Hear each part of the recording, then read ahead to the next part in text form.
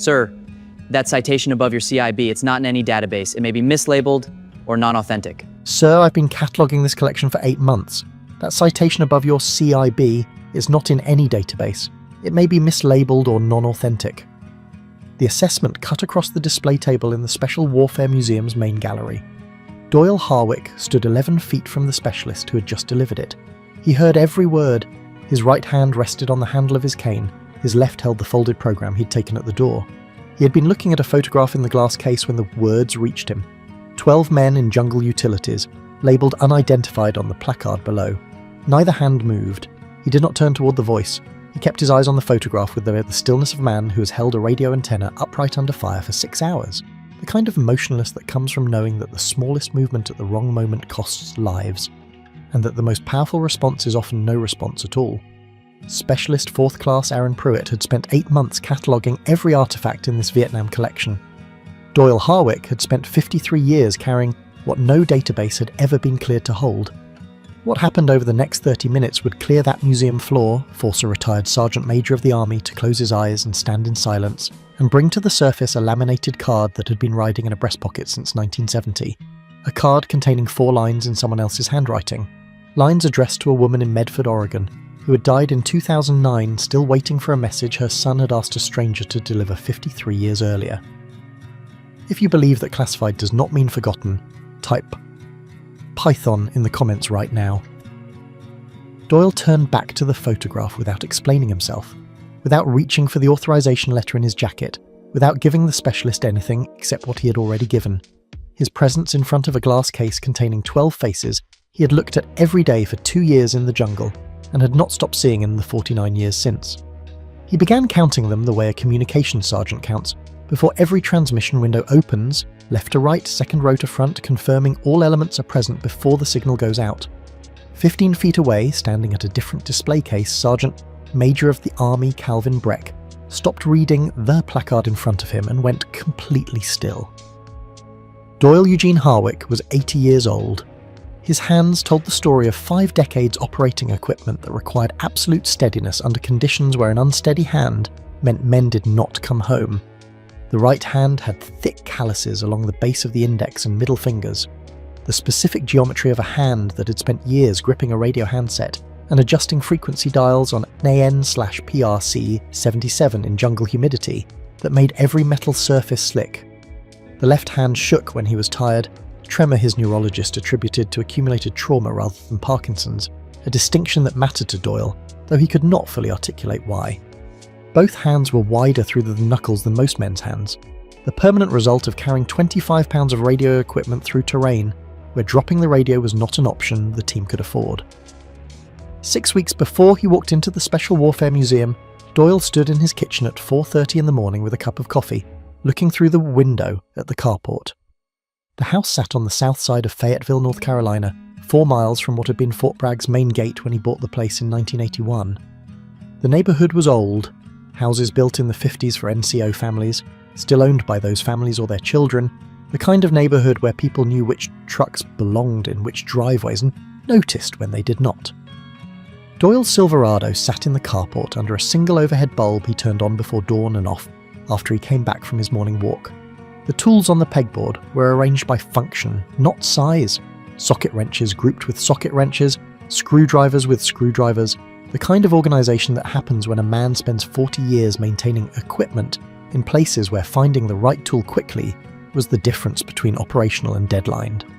In the corner of the carport sat a folding chair with a green canvas seat, the fabric faded to almost grey. Anita had put it there in 2018 and told him every carport needed a chair. Doyle had never sat in it. He had thought about moving it several times. He had not moved it. On the counter beside the coffee maker sat a ceramic measuring cup and a blue with a red handle. Anita had used it every Sunday morning to mix pancake batter for 28 years. She had been a licensed practical nurse at Womack Army Medical Center, the kind of nurse who could deliver bad news and comfort in the same sentence and make both land exactly right, and Sunday mornings were the one morning she did not set an alarm.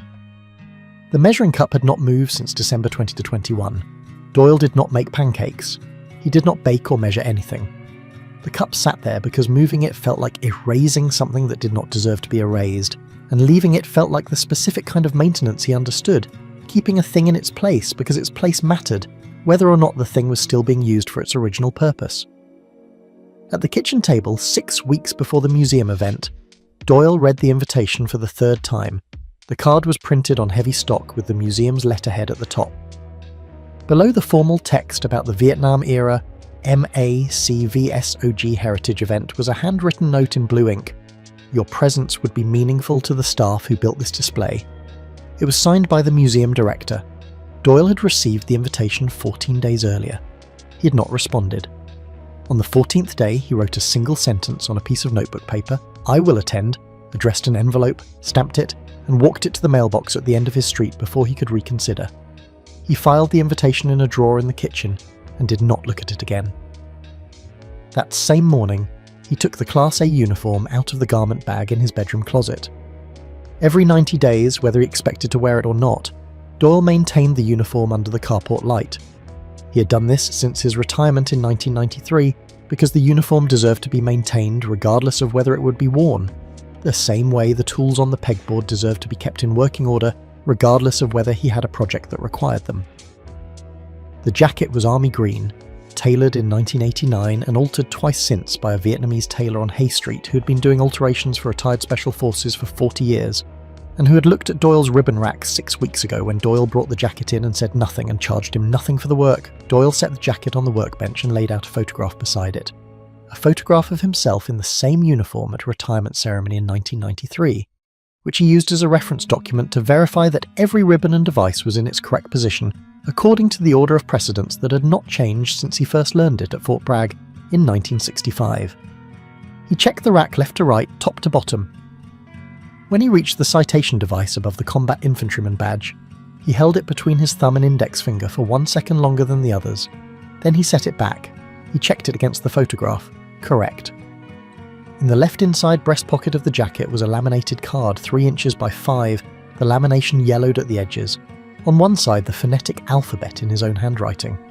Block capitals he had learned at Fort Bragg in 1965 and had never needed to reference again. On the other side, 4 lines in a different hand, smaller, less regular, written by someone else and transcribed by Doyle from memory in 1970 because the original had been lost with the man who wrote it. Doyle knew all 4 lines by memory. He kept the card because carrying someone's words was different from remembering them, and because the day he stopped carrying them was the day he would have to admit he was never going to find the person they were meant for. He slid the card back into the pocket and zipped the garment bag closed. On the morning of the event, Doyle drove the 3 miles to Fort Liberty's main gate, parked in the visitor lot and sat in his truck for 8 minutes. He was not gathering himself. He was listening to the engine cool down, the way he always listened to engines cool, to confirm that the sound ending was the right sound ending at the right time, which was a habit he had developed in places where an engine that did not cool correctly meant the truck was not leaving, and a truck that was not leaving meant the team was walking out, and walking out was how people got killed. At 10:06, according to the visitor log the museum director would later pull, Doyle walked through the museum entrance in his Class A uniform with a cane in his right hand and began looking for a photograph he had taken 53 years earlier of 11 men who were about to become the most classified thing he would ever carry. The Special Warfare Museum smelled like every institutional building built around preserved objects. Metal polish, the dry flat smell of old cotton web gear under glass, and the particular staleness of an HVAC system, working harder than it was designed for on a Saturday morning in October, when 63 people had come to see what sacrifice looked like behind climate-controlled barriers. The Vietnam display occupied the east wall of the main gallery, organised by operation type: unconventional warfare, psychological operations, foreign internal defence, with the command and control central section at the far end in a case that Specialist 4th Class Aaron Pruitt had spent 4 weeks building by hand.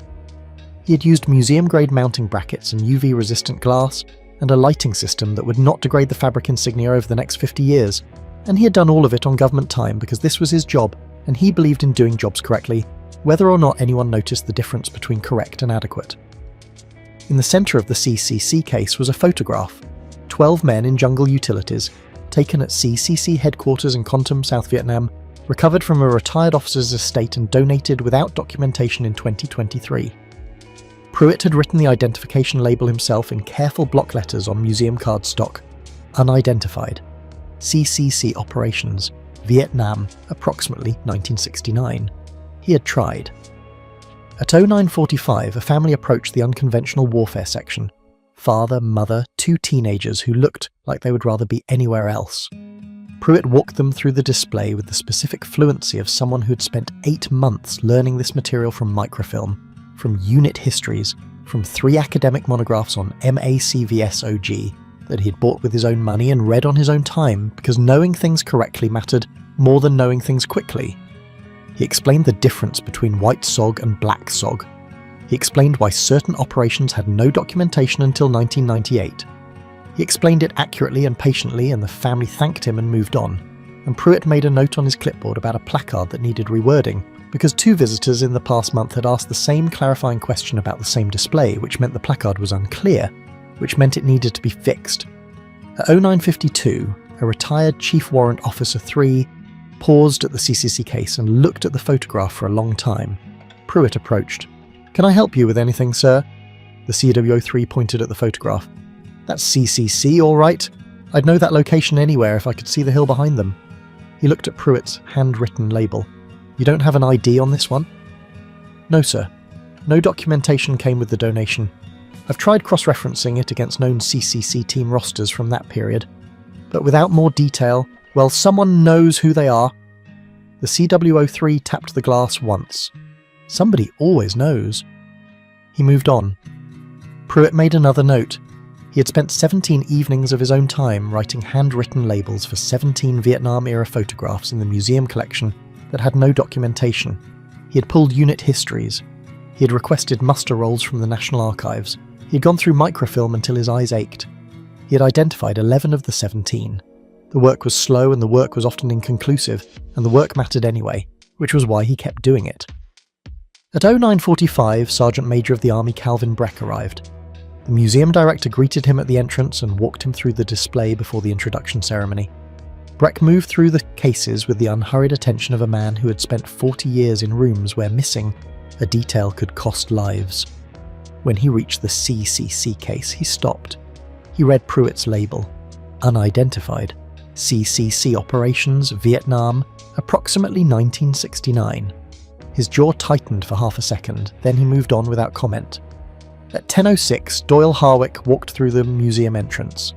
Bearer, correct, cane in the right hand, Class A jacket with a ribbon rack that made Pruitt look twice because there was a citation device above the combat infantryman badge that Pruitt did not recognise, which was unusual because after 8 months cataloguing this collection, Pruitt had made it his business to recognise every device the Army had ever issued. Doyle walked directly to the Vietnam display. He stopped at the CCC case. Pruitt's professional instinct was correct. This was a veteran at a display that was clearly relevant to his service, and Pruitt's job was to assist visitors with understanding what they were looking at. He crossed the 15 feet between them, introduced himself, and looked at the ribbon rack with the genuine interest of someone who had spent 8 months studying exactly these configurations. When his eyes reached the citation device above the CIB, his expression changed. Not concern, curiosity. The kind of curiosity that came from finding something that was not in the reference set. "Sir," Pruitt said, keeping his voice collegial, "I've been cataloguing this collection for 8 months. That citation device, the one above the combat infantryman badge, I can't place it." 15 feet away, Sergeant Major Breck turned his head. Doyle did not respond to Pruitt's assessment about the citation device. He turned back to the photograph in the glass case and looked at it, the way he looked at the tools on the pegboard in his carport, with the specific attention a man gives to objects when confirming they are still in the places they are supposed to be. Left to right. Second row to front. 12 men in jungle utilities, taken on a morning in March 1969 when the light was clear enough that the camera caught every face without shadow. He had set the camera on a sandbag wall and used the self-timer because the team had no photographer assigned, and someone had said they should have a photograph and Doyle had a Pentax Spotmatic. His brother had sent him in 1968, and no one else had volunteered. He counted. There were 12, second row, third from the left, Specialist 4th Class Terence Augut. Caught mid-laugh the way Augut was always caught mid-laugh, which was why Doyle had always assigned him the rear security position on patrol, because a man who laughed that easily in downtime could be heard from a longer distance than a man who did not, and rear security needed to be quiet in a way that came from habit, not effort. Pruitt was still talking. "It's not in the Army Institute of Heraldry catalogue," he was saying, his voice carrying the specific patience of someone who believed they were being helpful. "I've cross-referenced every major database we have access to. It may be a foreign award variant, Those got mislabeled more often than people think with Vietnam-era mixed citations. If you'd be willing to leave your contact information, I'd like to help you research it. We have access to some additional archives through the National... Doyle spoke to the glass. That photograph was taken at CCC headquarters in Kontum in March of 1969. Pruitt stopped mid-sentence. The man in the second row, third from the left, is Specialist 4th Class Terence Augut. He was from Medford, Oregon. He was 21 years old. Doyle's right hand rested on the handle of his cane. His left hand was still holding the folded program. Neither hand had moved since Pruitt began speaking. I took that photograph. The words sat in the air between them like an object that had been set down and would not be picked back up. Pruitt stared at the photograph, then at Doyle, then back at the photograph. His mouth opened slightly and then closed. He had been trained to handle many visitor interactions, veterans who wanted to share stories, families looking for information about relatives, researchers with specific questions about the collection. He had not been trained for this. There was no protocol in his clipboard for a man who walked in off the street and named faces in a photograph that had been labelled unidentified for 14 months because no amount of archival research had been able to produce a single name. The museum director had been making his way toward the far corner of the gallery. He stopped. He had heard the last exchange. He looked at Doyle's ribbon rack and began doing a calculation he did not have enough information to complete. 4 visitors who had been standing near the display turned to look at Doyle. No one spoke. The silence had a specific quality to it. Not the silence of respect, not yet, but the silence of a room that had just heard something it did not know how to verify and did not know whether to doubt. Across the gallery, 15 feet away, Sergeant Major of the Army Calvin Breck set down the placard he had been reading. He walked toward Doyle, not toward Pruitt, not toward the museum director, toward Doyle. His steps were deliberate but not hurried, the walk of a man who had made a recognition and was confirming it before acting on it. When he reached the CCC case, he did not look at the photograph. He looked at Doyle's ribbon rack. His eyes moved from the top row to the second row to the third row and stopped at the citation device above the combat infantryman badge. He looked at it for 3 seconds without blinking. Then he extended his hand to Doyle. "Command Sergeant Major," Breck said. Not a question, a statement of rank. CCC 1969. His voice was quiet enough that only Doyle and Pruitt and the museum director could hear it. "What team?" Doyle looked at him for a moment. Their eyes met in the way that eyes meet when both people are doing the same calculation about what the other person knows and what it costs them to know it. "Python," Doyle said. Breck closed his eyes for 1 second. When he opened them, he turned to the museum director and spoke in a voice that was not loud but carried the unmistakable weight of a man who had given orders in rooms where hesitation had consequences. "Clear the floor for 30 minutes. Leave the staff." It was not a request. The museum director looked at Breck, then at Doyle, then at the 4 visitors who were still standing near the display. He nodded once and moved toward the entrance. Doyle had not planned to stay longer than 30 minutes. He had planned to see the display, confirm that it existed, and drive home, the same way he confirmed the tools in the carport were in their correct positions every morning, not because he needed to use them, but because their correct placement was a fact that deserved to be confirmed. He had no expectation that this visit would be different from that habit. But Breck had asked what team. No one had asked what team in 53 years. And the answer to that question was connected to the laminated card in his left breast pocket, and the card was connected to 4 lines in someone else's handwriting, and those 4 lines were connected to a family in Medford, Oregon that Doyle had been trying to find since 1971 and had not yet found. And standing in front of the first person who had asked the right question in half a century felt like the beginning of something Doyle had stopped believing would begin. He stayed. The floor cleared in 4 minutes.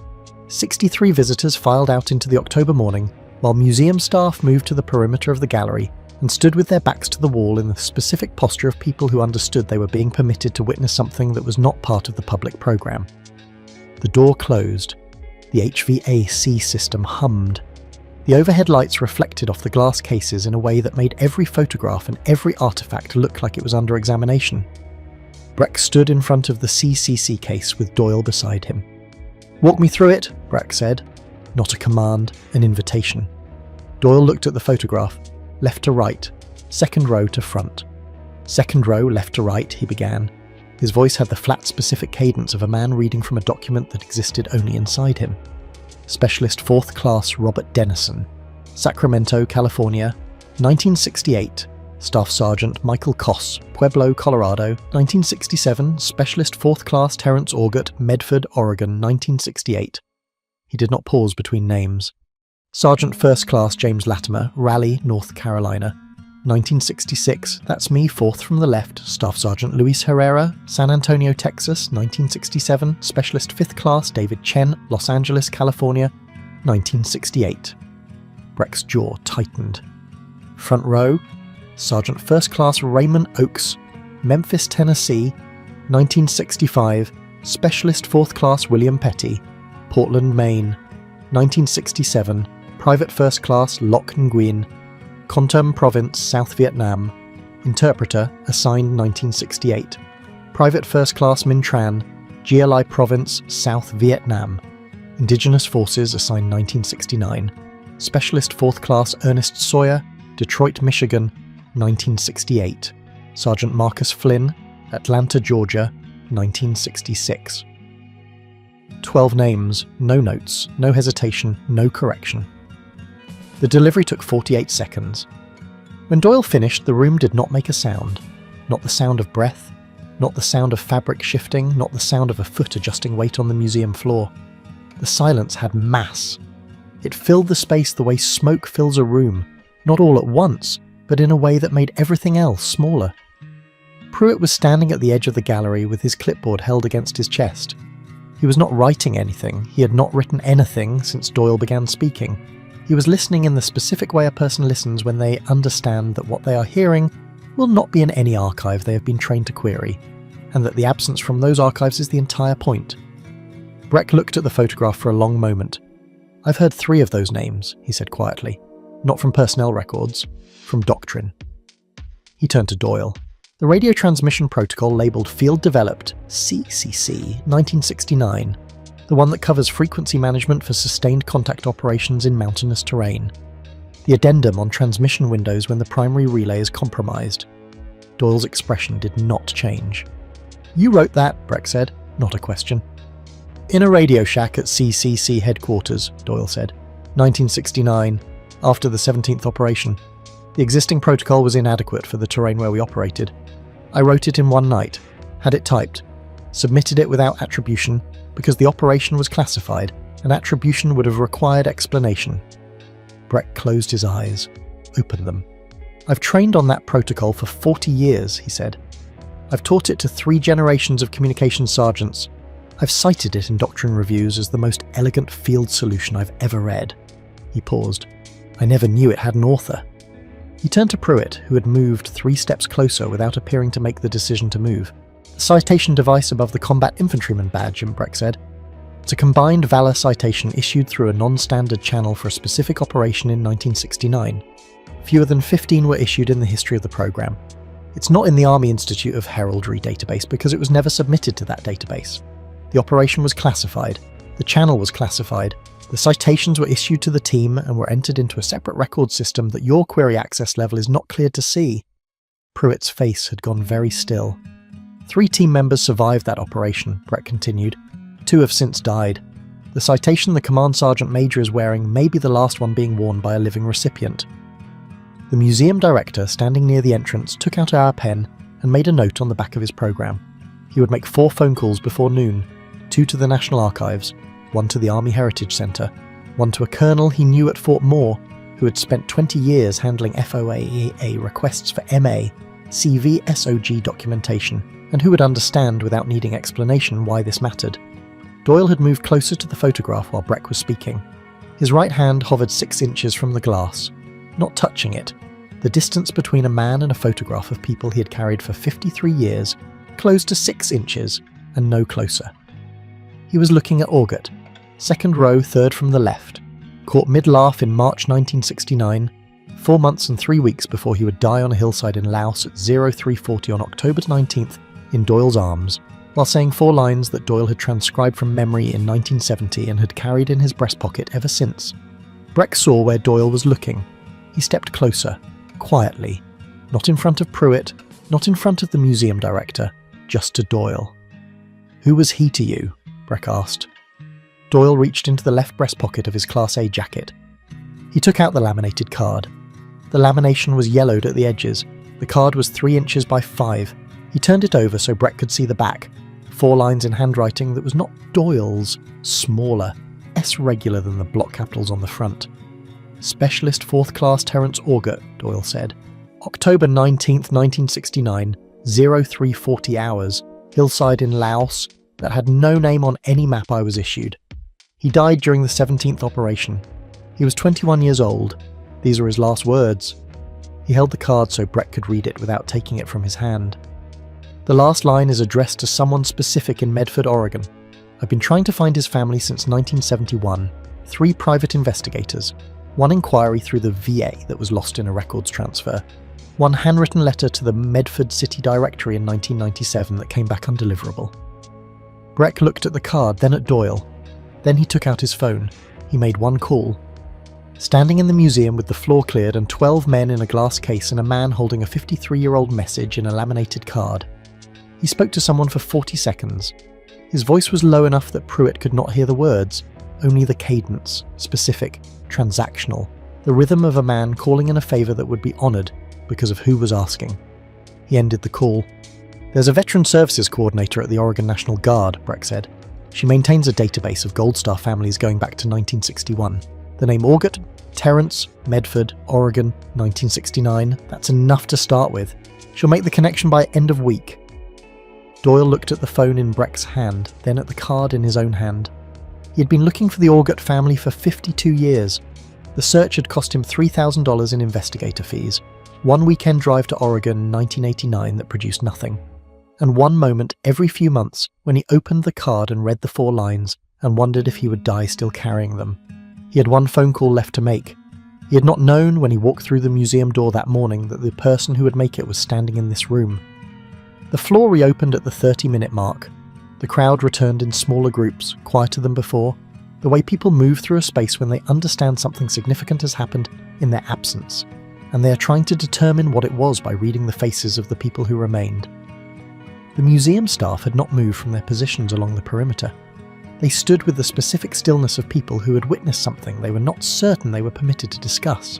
In front of the CCC case, where the photograph of 12 men in jungle utilities had been labelled unidentified for 14 months, there was now a small placard printed on museum cardstock in the same font as every other identification label in the gallery. It read, Recon Team Python, Command and Control Central, MACVSOG, Kontum, South Vietnam, March 1969. Photograph identified by CSM Doyle, E. Harwick, USA retired, 5th SFG, A.B. Ney, sole surviving member. The museum director had printed it in the staff office during the 30 minutes the floor was cleared, in the specific haste of a man who understood that something important was being corrected and that the correction could not wait for committee approval or formatting review. Doyle stood in front of the placard and read it 3 times. He did not read it aloud, he did not touch the glass. He stood with his cane in his right hand and his left hand at his side and looked at the 12 words, Recon Team Python and sole surviving member. The way a man looks at words that describe a fact he has known privately for 23 years and is now seeing stated publicly for the first time. Before the crowd returned, Breck had addressed the museum staff. Not a speech, a statement. He told them what the 30-minute conversation had established. Not the classified details. Those would remain classified until someone with the proper authority decided otherwise, which might be never, which was fine. He told them the shape of the thing. A team that ran 17 operations without official acknowledgement. A communications protocol that became foundational doctrine without attribution. A citation issued through a channel that predated the current record system by 23 years. And a man who had maintained his uniform every 90 days for 29 years of retirement because the uniform deserved to be maintained whether he expected to wear it or not, which was a habit that said more about what service actually meant than any medal rack ever could. Then Breck said the thing that made Pruitt look up from his clipboard. Specialist Pruitt spent 8 months cataloguing this collection, Breck said, his voice carrying to every staff member in the room. He identified 11 of 17 photographs that had no documentation. He did this on his own time, from microfilm, from muster rolls, from unit histories that most soldiers his age don't know exist. That's the right instinct applied to the sources that were available to him. He paused. The source that wasn't available to him walked in this morning. Pruitt's face did not change expression, but his shoulders lowered half an inch. The lesson for this room, Brett continued, is not that Specialist Pruitt was wrong. The lesson is that some records are not in any database because the people who hold them are still alive and haven't found the right room yet. Your job, all of you, is to make sure this is the right room when they do. After the event closed, the museum director brought Doyle to his office. He set a manila folder on the desk between them. The folder was labelled in typed text, MACV-SOG/CCC/Recon Team Python/partially declassified 1998. I thought you should see it, this director said, even the parts they took out. Doyle opened the folder. 17 pages, 2/3 of each page redacted in solid black rectangles. The first page was a cover sheet with a classification marking that had been stamped declassified in red ink with a date of September 1998. The second page was a team roster, 12 names in alphabetical order.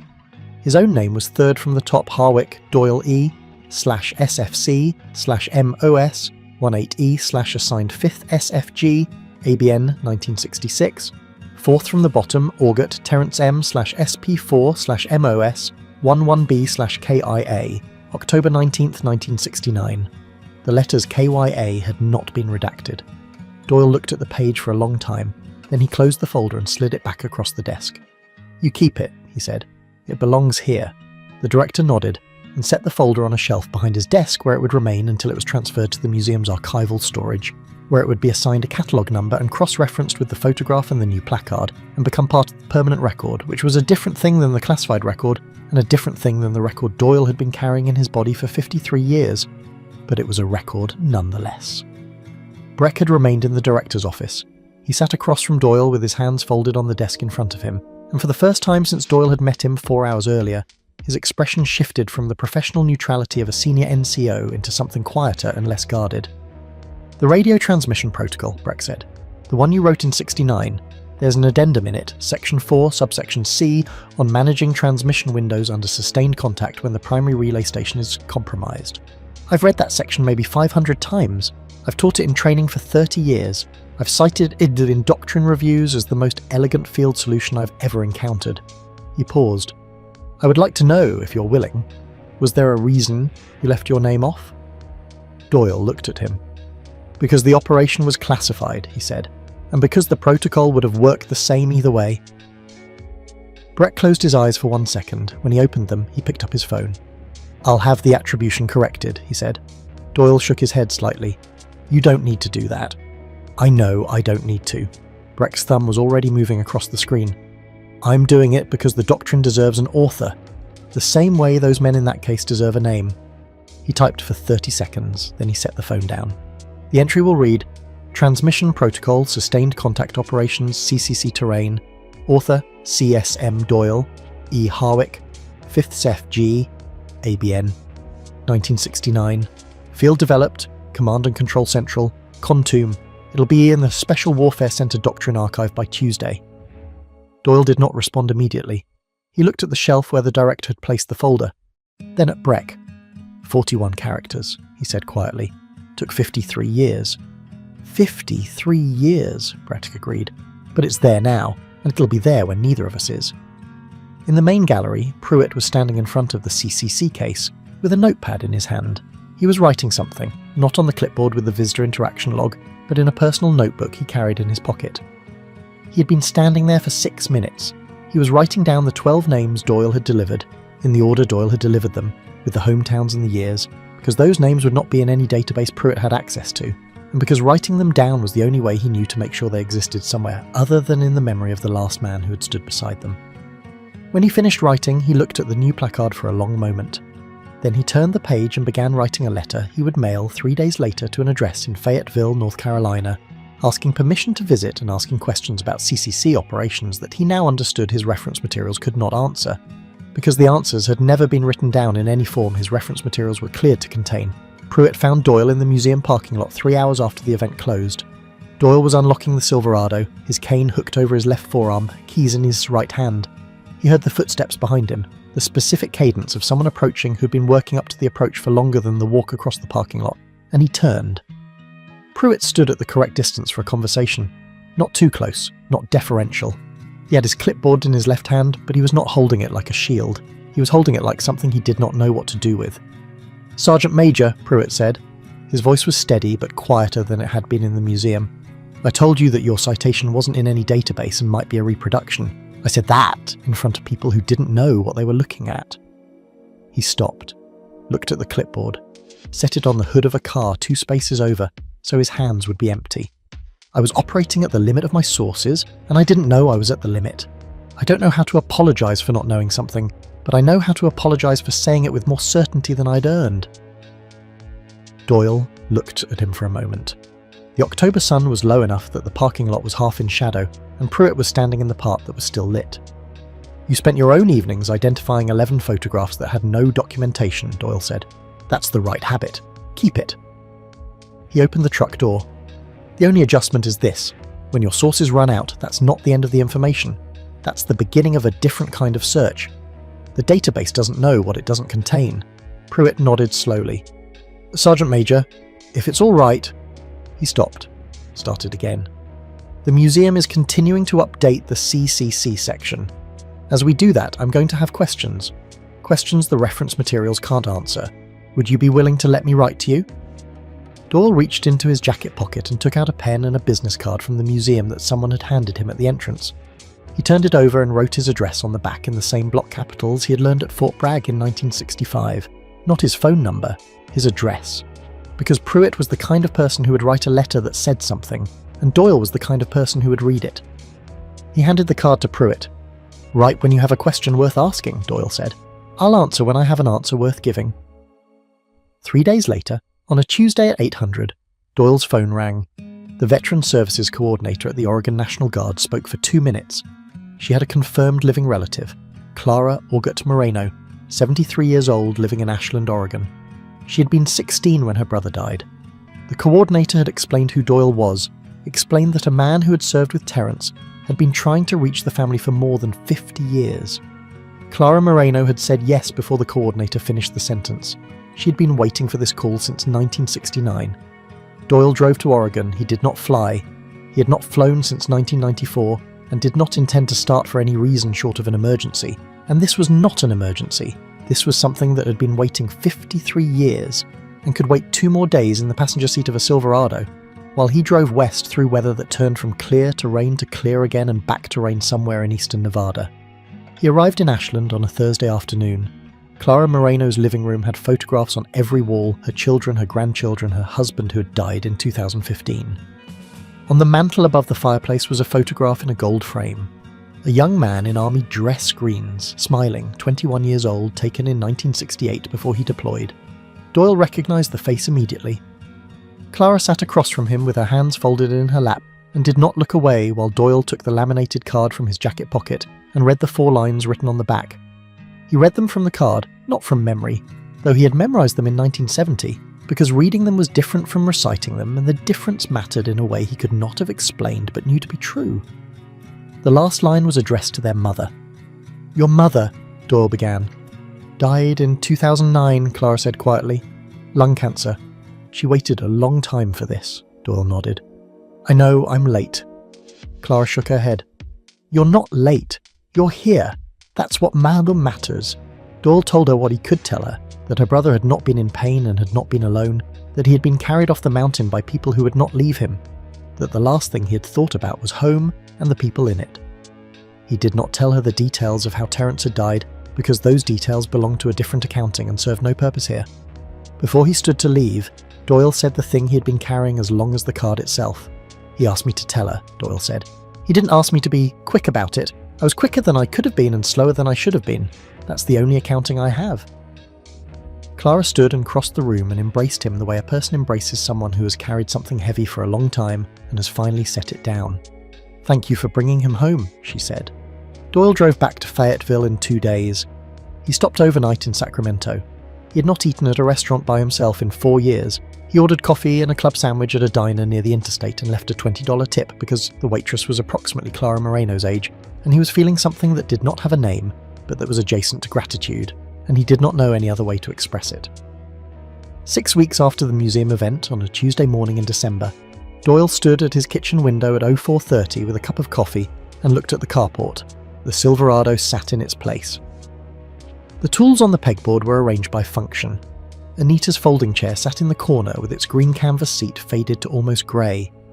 Everything was in its place in the way that everything had been in its place for 4 years, which was the specific kind of order that Doyle understood and maintained, because maintenance was the habit that had kept him alive in places where disorder meant death. On the counter beside the coffee maker sat Anita's measuring cup, blue ceramic, red handle. To the left of the measuring cup, on the windowsill, sat the laminated card. It was no longer in the left breast pocket of the Class A jacket in the garment bag in the closet. Doyle had moved it the morning after he returned from Ashland, because a thing that had been carried for 53 years in a pocket deserved to be somewhere visible once the carrying was finished. He had not decided whether it would stay there. He suspected it would. The card sat in the early morning light the way the measuring cup sat in the early morning light, as an object that had served its purpose and was now serving a different purpose, which was to confirm that the purpose had been served. 2 weeks after returning from Oregon, Doyle took the uniform out of the garment bag for its scheduled maintenance cycle. He brushed the jacket. He checked the ribbon rack against the photograph from 1993, left to right, top to bottom. When he reached the citation device above the combat infantryman badge, he held it between his thumb and index finger for 1 second longer than the others, the way he always did, because the device represented something that had not been in any database for 23 years and that was now in at least 3 databases, and would be in more as archivists cross-referenced records and updated entries and did the slow patient work of making invisible things visible. He set the device back, checked it against the photograph. Correct. He had spent 40 years maintaining a record in his body that no database was cleared to hold. He was 80 years old. He had no idea how long that record would remain accessible. He thought about Pruitt. He thought about the letter he expected to receive, and what questions it might contain, and what answers he had that were his to give. The database had not been wrong. It had contained everything it had been given. It had simply never been given the things that couldn't be set down, the things that lived in the muscle memory of a right hand that had held a radio antenna upright under fire for 6 hours, in the specific cadence of 12 names delivered, left to right in a museum gallery, in 4 lines transcribed from memory, and carried in a breast pocket until the day they reached the person they were meant for. The database wasn't wrong. It had everything it was given. What it wasn't given filled 53 years and 2 days of driving and 1 conversation in a living room in Ashland, Oregon that ended a message that was never meant to wait that long. Some records don't belong in databases, they belong in the pocket of the man who needs to deliver them, until the day he does. Doyle thought about that as he stood at the kitchen window. Then he set his coffee cup down and walked to the carport. He unlocked the Silverado and opened the driver's door. He checked the cab, a habit from 40 years of starting vehicles in locations where the cab needed to be checked before anything else happened. The cab was clear. He closed the door without getting in. He was not going anywhere this morning. He checked the cab because he always checked the cab. He turned back toward the house. The carport light was on. Anita's folding chair sat in the corner. The pegboard tools were in their places. He went back inside to finish his coffee. The card was on the windowsill. He did not stop to look at it. He gave it the same brief nod he gave the flag on his way out each morning. The acknowledgement of a man who has settled his accounts and knows it.